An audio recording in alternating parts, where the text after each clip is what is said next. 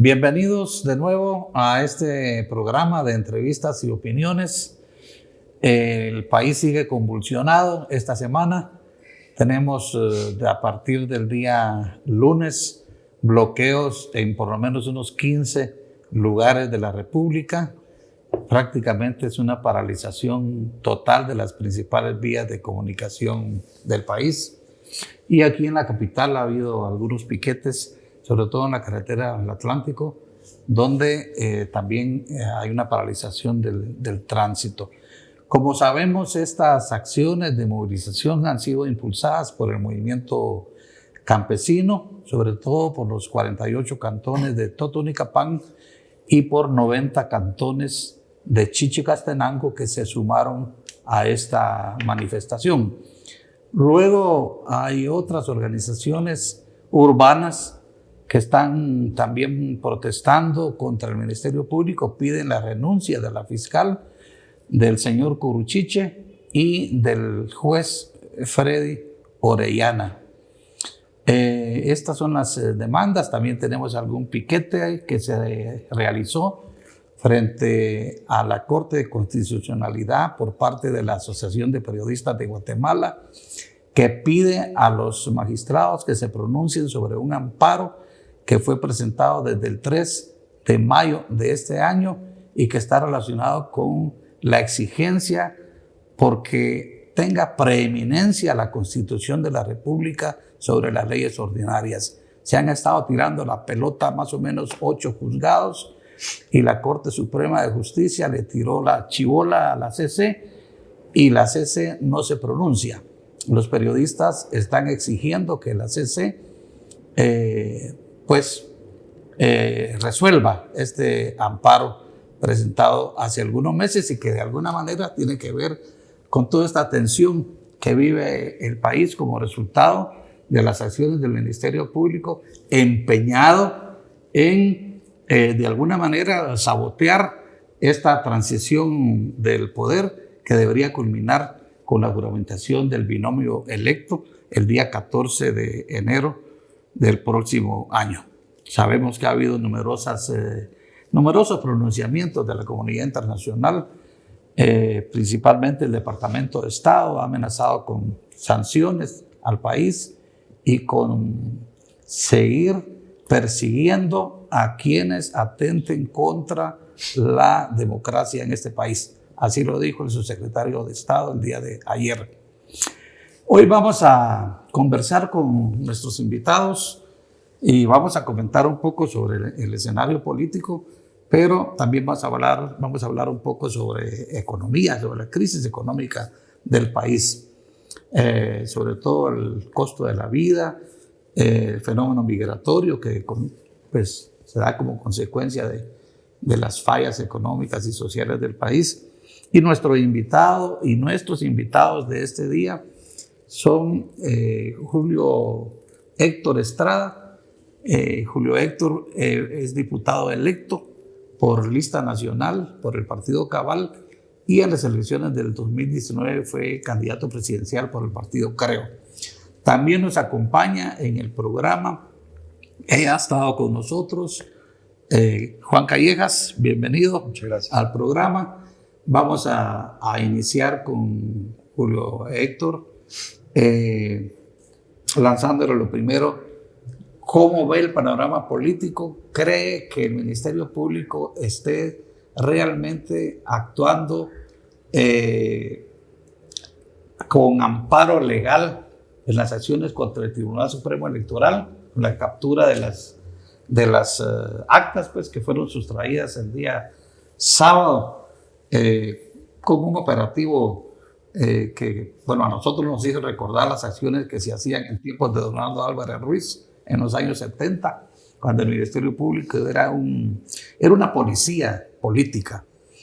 ¿Qué opina de estas acciones del Ministerio Público, Julio? Bueno, yo creo en general que no solo hay que ser, sino hay que parecer, ¿sí? La forma también es fondo.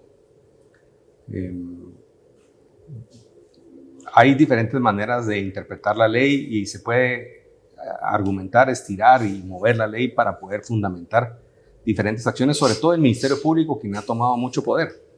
Pero el elegir perseguir a un partido político después de que pasa segunda vuelta o que gana una elección y justamente, curiosamente en ese momento avanzar una investigación, o el estar buscando datos específicos en el recinto de una institución que tiene un mandato constitucional específico para cuidar y resguardar información, y elegir no entrar a contar, sino elegir a quitar y sacar cosas. Es una serie de elecciones que uno no puede interpretar más que como o una provocación o una intención ulterior diferente de lograr algún objetivo, más que la investigación pura. Entonces, son acciones que a lo mejor y encuentran algo, a lo mejor sí hay una corrupción y que hay que ser investigada, pero el timing, la forma, el procedimiento, la comunicación, la elección de las herramientas de comunicación hacen pensar y sentir más un enfrentamiento de dos instituciones y de un grupo interesado en de alguna u otra manera afectar el resultado electoral o descontento con el resultado electoral. Entonces, si bien estos usos de la Fiscalía con propósitos electorales no son nuevos por los años 70, 80, sino yo siempre recuerdo, por ejemplo, lo que muchos aplaudían, que era la acción del MP acusando al Consejo de la Municipalidad de Guatemala un día antes del cierre de la elección 2019, ¿sí?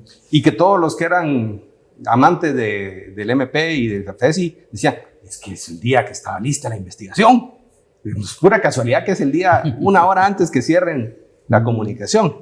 Pero el hecho que se ha hecho mal no quiere decir que se debe seguir haciendo eso. O sea, se abrió una puerta para un uso comunicacional y perceptivo de los actos. Entonces, el Ministerio Público debe de cuidar no solamente el actuar legal dentro de la ley, que fundamentarlo de maneras, yo lo veo débil la fundamentación legal, pero no soy yo para juzgarlo, ¿sí?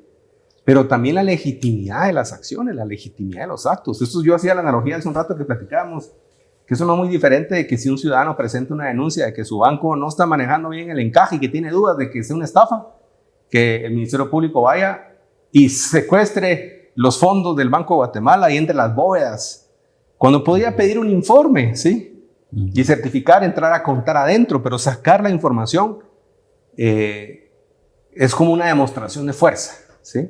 ¿Por qué los partidos han mantenido un cierto silencio? No se ha visto mucha reacción de los partidos políticos, exceptuando, por ejemplo, al Partido Cabal, que por cierto yo leí el comunicado del partido pronunciándose y las declaraciones también del ex candidato presidencial Edmond Mulet, pidiendo específicamente a la Corte de Constitucionalidad que delimite la jurisdicción del Ministerio Público, porque lo que está pasando es eso. Hay mucho silencio de los partidos políticos. Bueno, habría que verlo con los partidos políticos, qué es lo que deciden comunicar y qué es lo que no comunicar. Yo creo que no comunicar es un mensaje, ¿sí? Nosotros decidimos que quien puede resolver este tema en este momento de una manera contundente, ya no más estárselo pasando de un lado a otro, o encontrando mecanismos para retrasar la decisión, o tal vez son legítimos, pero hay veces que hay que actuar rápidamente y la Corte lo ha demostrado, inclusive en esta propia elección, cuando muy rápido dio el amparo para que se abrieran y se contaran de nuevo un reconteo que se dio a la semana de la elección. Ahí actuaron de forma rápida y de oficio y le notificaron, dando un amparo, le notificaron a la Corte Suprema de Justicia. Pero al final los partidos tienen su estrategia de comunicación y de no comunicación que ellos tendrán que juzgar porque la hacen. Juan, coincido con lo que estaba diciendo Julio Héctor. Gracias, Byron, gracias por la invitación, por cierto, y gracias a la teleaudiencia por estarnos viendo. Ciertamente para mí, como un ciudadano ni abogado, ni político partidista, pero sí político, porque me gusta la política y creo que los ciudadanos debemos ser partícipes de la acción política. Debemos entenderla y debemos actuar acorde. Yo creo que esto es apenas el preámbulo de lo que Guatemala va a estar viviendo los próximos años. O sea, una situación en la que ya la crisis, si es que se llama crisis ya todavía, la situación del débil sistema político que tenemos está dando a luz un parto de una inestabilidad grosera, difícil, corrupta a todas luces, que es la que de alguna manera, digamos, parecería ser que el sistema tradicional está tratando de mantener para que el grupo electo hasta ahorita, que se ven amenazados por unas probables acciones diferentes a las cuales está obligado el gobierno electo y entrante, si es que toma posesión el 14 de enero, esto va a tener que ejercer con el sistema y la ley en la mano y las instituciones que jurídicamente puedan estar vivas todavía para sustentar el Estado de Derecho del país. ¿Qué quiero decir con esto? Lo que dijo en algún momento un expresidente militar que fue muy acertado, en aquel momento nos reímos un poco de él, él decía, el problema de Guatemala es un problema de abogados, ¿sí? Porque hay tantas interpretaciones de las leyes como abogados hay, y ciertamente ahí es donde tenemos un serio problema, porque quien pudiese dirimir la situación, que es la Corte de Constitucionalidad, no toma acción. Es más, se da el lujo de trasladar los últimos recursos a una corte que hoy por hoy está cuestionada, porque está ahí, está ejerciendo sin necesariamente haber sido electa. No sé si me explico, ¿ya? Que es la Corte Suprema de Justicia. Entonces tenemos un problema institucional muy fuerte. Yo me voy y me remito, y ahí termino esta intervención, al tema del Serranazo, ¿sí? Se recuerdan que cuando Jorge Serrano intenta el golpe de Estado, que es lo que el presidente hoy Arévalo ha señalado como una grave situación, por supuesto, para el país, surge la Instancia Nacional de Consenso, surgen los ciudadanos involucrados en el mundo político, en el mundo empresarial, en el mundo sindical, en el mundo académico, para ponernos de acuerdo de cómo solucionar ese entuerto que estaba creando el problema de las posibilidades de un golpe de Estado y el rompimiento democrático en Guatemala. Yo creo que algo similar, y ahí es donde la Corte de Constitucionalidad, con el lamentable luego suceso de la muerte del presidente Epaminondas González. Y lamentablemente, que yo digo que costó esa vida, pero hubo un acto sólido de una institución sólida, reconocida en nuestro sistema jurídico, que frenó las posibilidades de que esa situación avanzara y el país rompiera su sistema democrático. Yo creo que hay similares características hoy en día, obviamente con actores diferentes, y yo diría un actor que a mí me preocupa muchísimo y que espero que nos vaya preocupando más a los guatemaltecos, que ya está en el DNA de la acción económica, política, social, religiosa. Me refiero a el crimen organizado metido dentro de nuestros tuétanos hoy en día.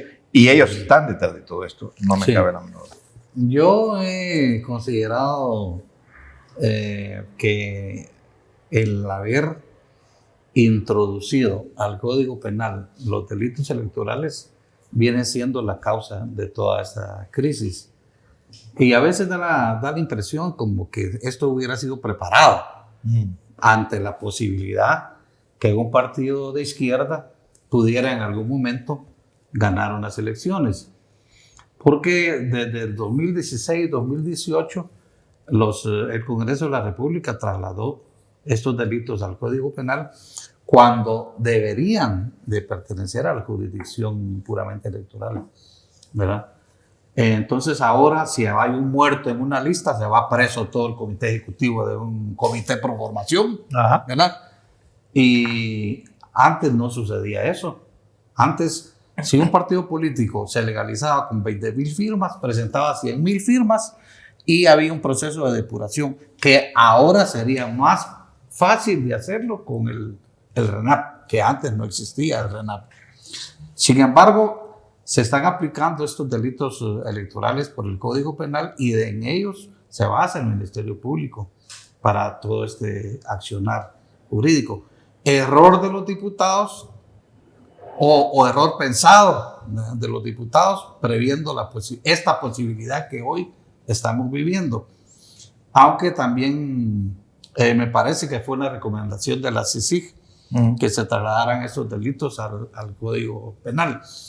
Ahí es donde está, para mí que ahí es donde está, donde radica el meollo de la problemática, porque le está dando instrumentos al Ministerio Público para la persecución política. Hoy es contra Semilla, pero mañana puede ser contra Cabal. Claro, no, y es contra Cabal también, contra nosotros. Claro. Ajá. Pero lo que pasa, Byron, es que, y un poco lo que dice Juan también, no es que las leyes estén mal, son mejorables, ¿sí? Pero no se puede hacer una ley y darle forma a una institucionalidad, a una normativa, pensando en que quien tenga que interpretarla y ejecutarla va a buscarle la salida y los vericuetos y todo, y la va a implementar como quiera. El derecho penal es personal, individual. Entonces no puede uno extenderlo a personas que no tienen nada que ver con los actos que se señalan. No lo investiga la Fiscalía de Delitos Electorales, no la Fiscalía Especial contra la Impunidad. Perseguir los delitos electorales utilizando la ley del crimen organizado para poder tener medidas cautelares y todo, eso es una decisión muy estirada, ¿sí? Sí. Porque es utilizar una analogía que no encaja, porque si yo utilicé un crimen organizado, una estructura criminal pensada para una estructura criminal para recabar firmas, ¿sí? Que es un delito que tiene su definición específica de falsedad o falsificación, pero asumir que como junté 20,000 firmas e involucré varias personas es una estructura criminal, es una estirada a la ley enorme, pero es un colapso.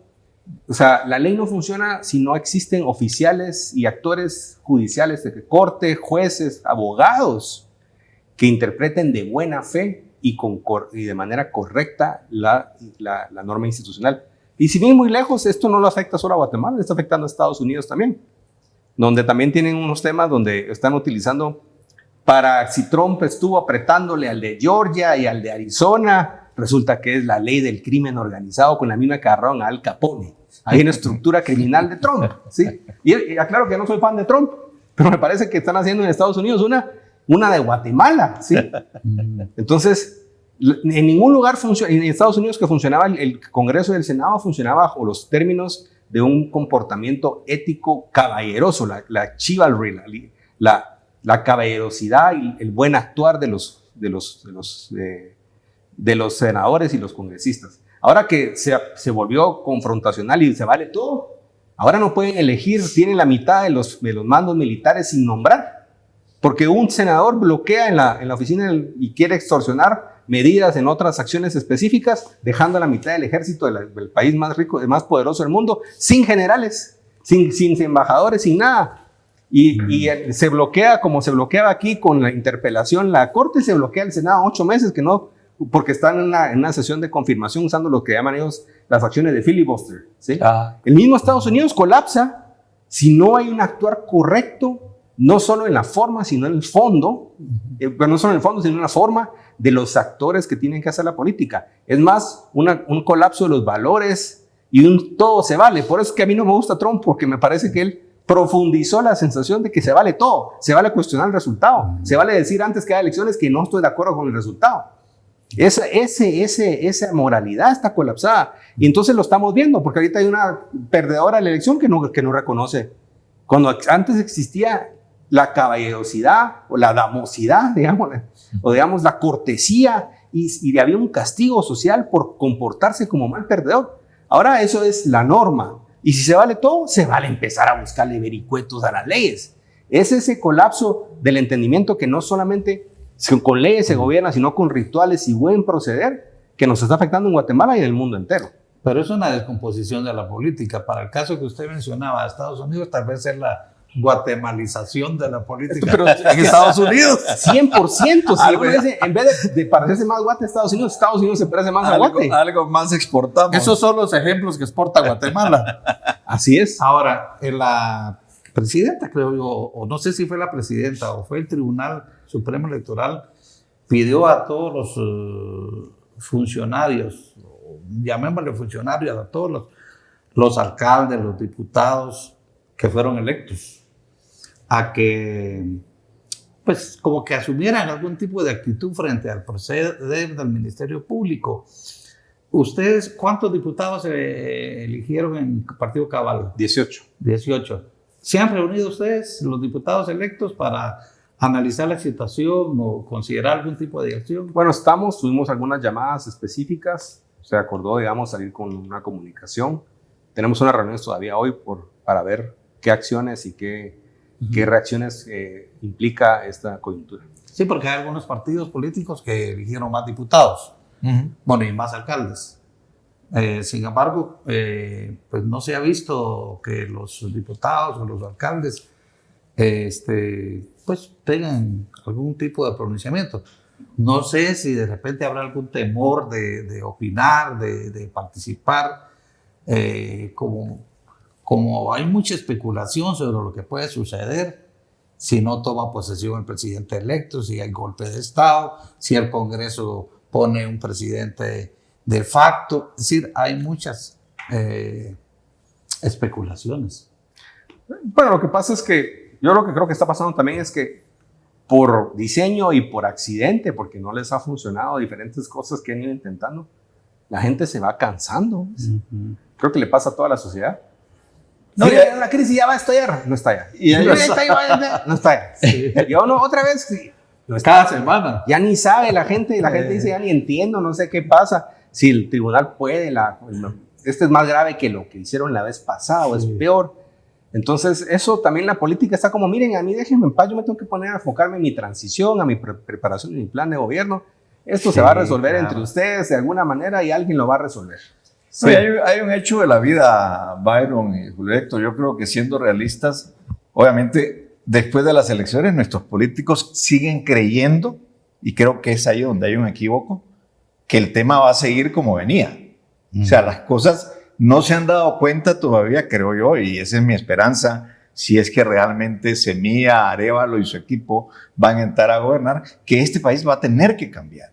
Sí. Y va a tener que cambiar porque su ciudadanía ya está accionando. Eso que tú decías que está pasando hoy, ¿ya?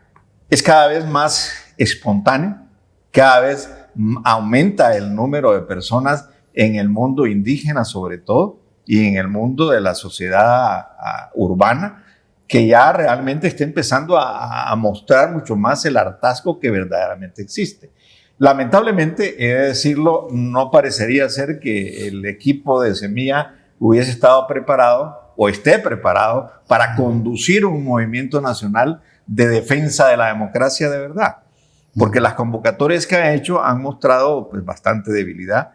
La sociedad civil ha respondido más a la sociedad civil, a los no sé cuántos cantones, a los movimientos del lado de Oriente, que también hay que mencionar, que tienen que ver con el mundo indígena también. Y yo creería que el político de hoy no actúa, los diputados de hoy no actúan, porque simplemente sus jefes, los patrones, el mundo del crimen organizado, todavía no gira instrucciones de para dónde ir, porque todavía no ha negociado. Y está esperando negociar a ver si es posible que con el nuevo gobierno puedan haber negociaciones. No, y que probablemente todavía tengan la ridícula esperanza de que se van a mantener en el cargo. Es correcto, y están batallando. Recibiendo el sobresueldo que reciben mensualmente. Y están dándole upas al Ministerio Público, de todas maneras, sin decir nada. Bueno, vamos a pasar al siguiente segmento. Recuerden ustedes que este programa se transmite por empresas de cable de los departamentos de la República en vivo los días miércoles a las 7 de la noche y en las redes sociales. Así que volvemos en un momento. Estamos con nuestros invitados Julio Héctor Estrada y Juan Callejas. Volvemos en un momento.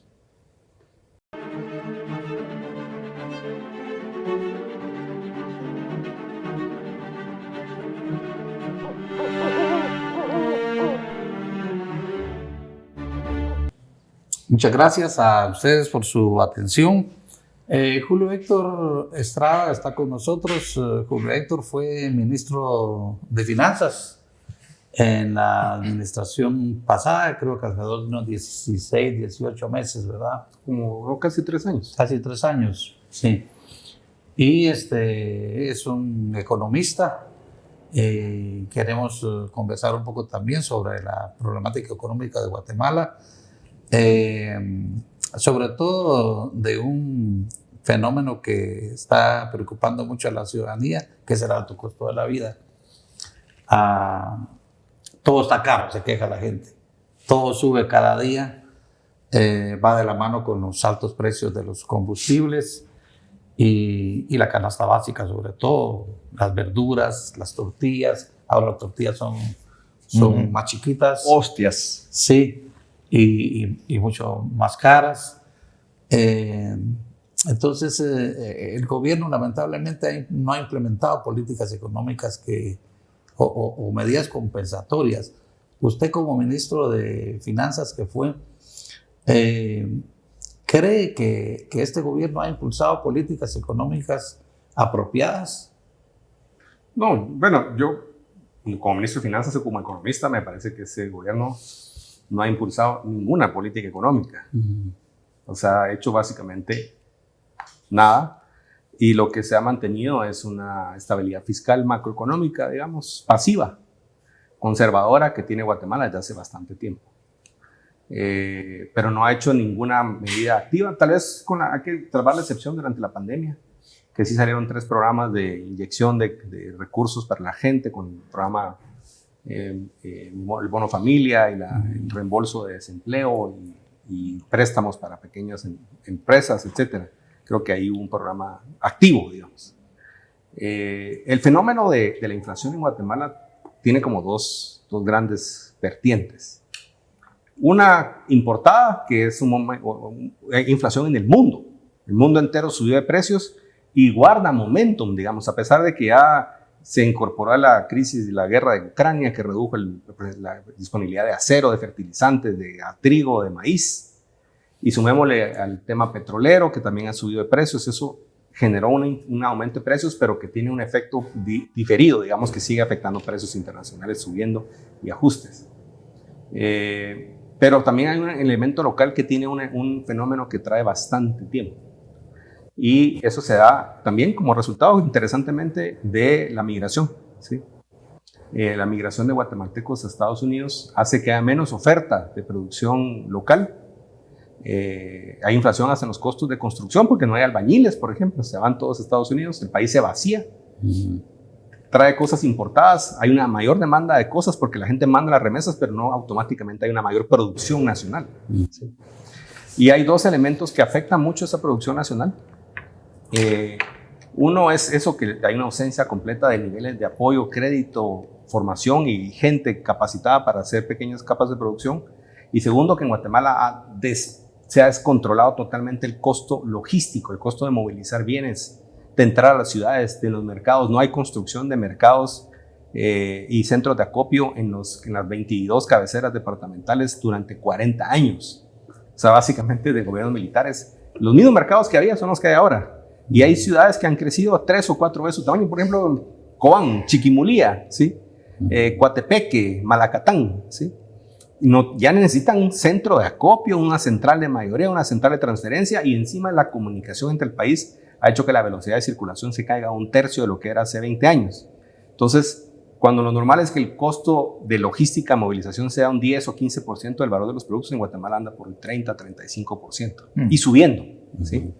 Entonces, ese costo de movilidad, la caída en la producción porque se fue la mano de obra y ya no hay producción local, una demanda creciente de la gente que sí recibe remesas y que compra más cosas, pero no hay más producción local, hacen que haya un fenómeno de fondo, digamos, de aumento de precios, donde los precios, y por eso Guatemala se ha vuelto caro.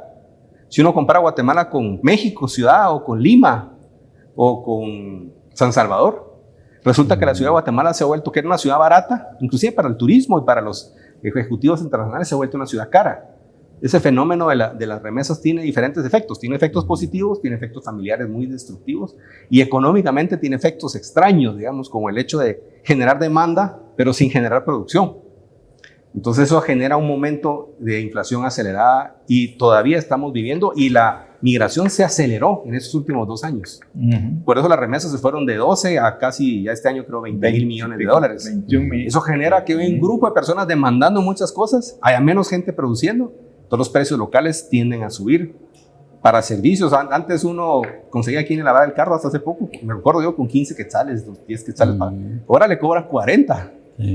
Entonces eso es inflación, digamos, en algo que preocupe mucho a la gente, lo puede lavar uno mismo, ¿sí? Pero muestra cómo esa demanda, hay ganadores del proceso de remesas y hay perdedores, gente que no recibe ese beneficio, pero unos que reciben generan una demanda de productos que no hay oferta.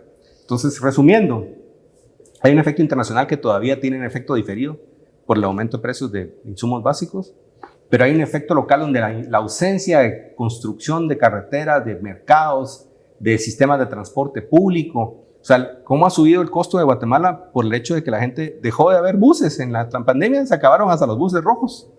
Toda la gente, yo tengo un patojo que llegaba a trabajar de la zona 5 a la zona 10 y pagaba un bus de 1 quetzal, 2 ida y vuelta, y tal vez pagaba 5 porque ya no le cobraban 1. Pero ahora paga taxis colectivos de 25, entonces gasta 50 quetzales diarios. Y eso está en todo el país, entonces se aceptó. En Guatemala es increíble que antes quemaban camionetas porque le subían 5 alen al pasaje. Y ahora quitaron las camionetas. Sí. Y nadie dijo nada. Y no pasó nada. No pasó nada. Son las motos. Pero es un fenómeno complejo, que requiere medidas de inversión, medidas de planificación y medidas de fomento de la producción local, pensando precisamente en el abastecimiento y aprovechar ese boom de demanda que hay para que se quede en producción guatemalteca. Ahora, la migración ha crecido mucho. La migración de población guatemalteca hacia Estados Unidos actualmente es masiva. Sí, claro. Ya no se están yendo personas, se están yendo familias. Familias completas. Y no se están yendo solo familias, sino que grupos grandes. Al extremo que muchas áreas rurales hay aldeas que se están quedando solas. Yo tengo una propiedad aquí por Tacisco y me quedé sin vecinos. Ajá. Se han ido, las casas están abandonadas. Yo no sé qué hacen con las vacas, las venden y todo, pero el hecho es de que las vecindades se están acabando. ¿Por qué? Porque se están yendo las familias enteras. Sí. Y hace poco estuve en Oriente y a mí me contaban de que hace poco se fueron 2 buses pullmans llenos de gente para la frontera. A la frontera. Para la frontera. Entonces, ¿será que siguen siendo las causas económicas las principales razones por las cuales la gente se va? Déjeme opinar ahí antes de que hable Juanito. Es un tema que yo le he metido, cada vez se voy a tratar de hacer. Dale. Hay un boom demográfico. Hay un momento donde las sociedades tienen mucha más gente joven que ya no son niños, sino que son adultos jóvenes. Y generalmente eso genera una gran demanda de trabajo. Eso pasó en Alemania en el siglo XIX. Inmigraron el 30% de la población a Estados Unidos. Por eso la etnia con más proporción y representación en Estados Unidos no son los ingleses, descendientes de ingleses o irlandeses, son los descendientes de alemanes, de la migración de la segunda mitad del siglo XIX. Porque Alemania tuvo ese boom demográfico, en ese momento inmigraron. Guatemala tiene ese boom ahora, entonces o el país crece muy rápido o la gente agarra camino, ¿sí? Le pasó, por ejemplo, a Puerto Rico, y eso es el ejemplo que más uso. Puerto Rico en 1950s y 60s se fue el 30% de la población de Estados Unidos. Y eso que Puerto Rico era una zona franca, la isla completa, Sí. con incentivos fiscales, con ley de Estados Unidos, Sí. y le pusieron de todo, y de todos modos la gente se fue. Es un estado asociado todavía. Sí, y es un estado asociado y era básicamente territorio con tenían pasaporte, entonces podían irse libremente. No importa que hubiera oportunidades en la isla, que hubiera trabajo, la gente veía su futuro y de su familia en Nueva York, en Nueva Orleans, en Miami. ¿Sí? Y se fue el 30% de la población en 2 décadas. Aquí en Guatemala, el problema es que ya hay tanta gente allá que hay un efecto jalón, pull.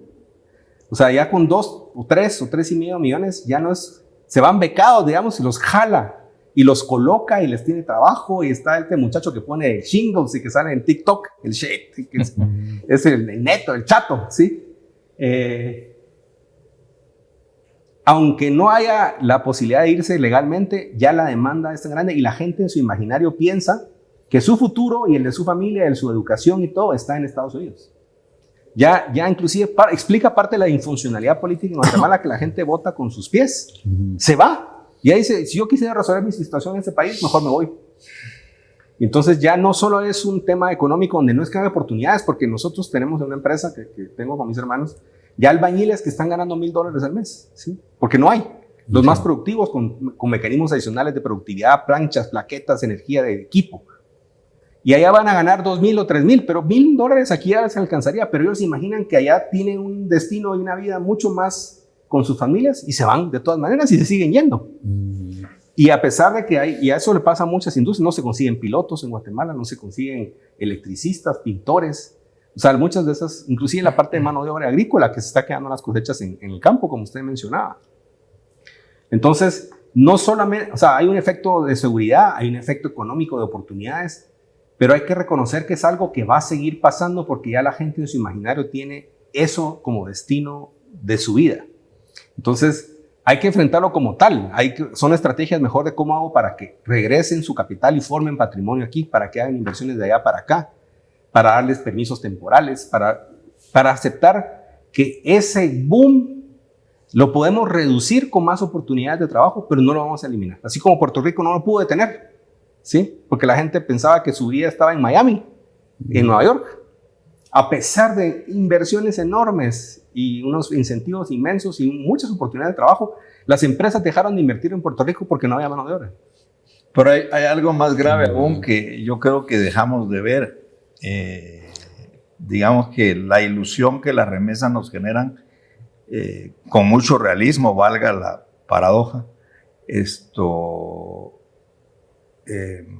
de que existe una demanda, una sobreoferta de dinero en el mercado, etcétera, y no producimos, también viene acompañada de un dinero sucio, que es el lavado que ha ocurrido, y eso hay estudios que lo han comprobado ya, hechos por gente muy seria, en América Latina, y en Guatemala es uno de los mercados donde más lavado de dinero hay del crimen organizado. ¿Eso qué quiere decir?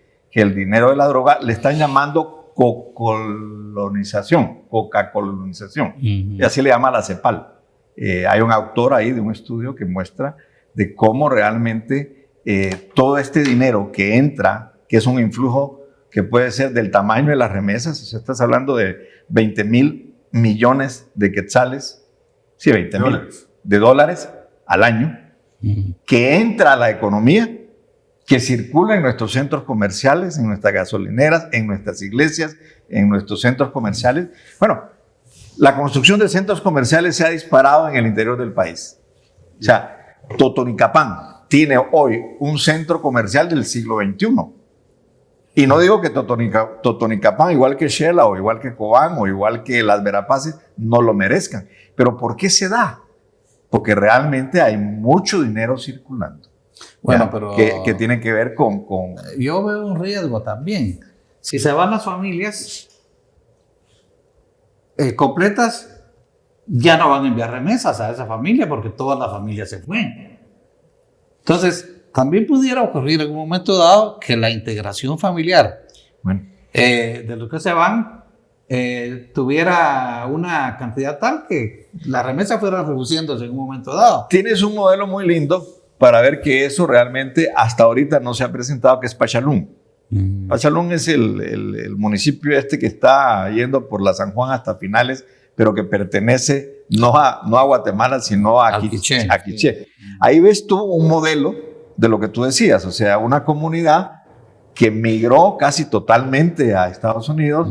El dinero de las remesas ha hecho que esa comunidad sea muy floreciente, haya mucha gente muy bien acomodada, teniendo estudios adecuados, desarrollando vivienda adecuada, que al final, pues ojalá si eso se pudiese dar en todo el país con dinero sano, pero lo peligroso es que precisamente nosotros nos estamos volviendo poco a poco, sin darnos cuenta, en un narcopaís, en un narcoestado. O sea, no, y no solo eso, sino que mucha de esa inversión también son producto de corrupción.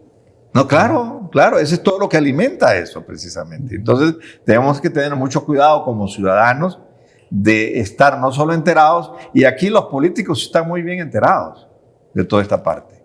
Y la verdad que no hacen ni pío porque ciertamente viven de ello en alguna manera. ¿Sí? Ya casi estamos al final. Julio Héctor, ¿qué recomendaciones especiales le daría usted al próximo gobierno?